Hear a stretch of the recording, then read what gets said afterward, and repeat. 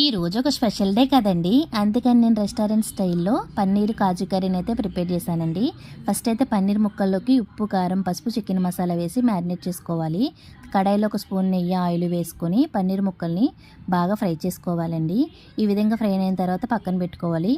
తర్వాత కడాయిలో ఒక స్పూన్ ఆయిల్ వేసుకొని టమాటాలని, ఉల్లిపాయలను కూడా బాగా వేయించుకొని మిక్సీకి వేసుకోవాలి. అదే కడాయిలో ఇంకో 1 స్పూన్ ఆయిల్ వేసుకొని షాజీరా, 1 కప్పు కాజూస్ని కూడా వేసి బాగా ఫ్రై చేసుకొని మిక్స్ చేసుకున్న మిశ్రమాన్ని కూడా వేసేసి ఆయిల్ పైకి తేలి వరకు ఫ్రై చేసుకొని 1 స్పూన్ అల్లం వెల్లుల్లి పేస్ట్ వేసుకొని పసురువాసన పోయాక ఉప్పు, కారం, పసుపు, ధనియాల పొడి, జీలకర్ర పొడి, గరం మసాలా వేసుకొని చక్కగా మిక్స్ చేసుకొని 1 కప్పు పెరుగుని బాగా బీట్ చేసుకొని వేసుకొని టేస్ట్ బాగుంటుంది.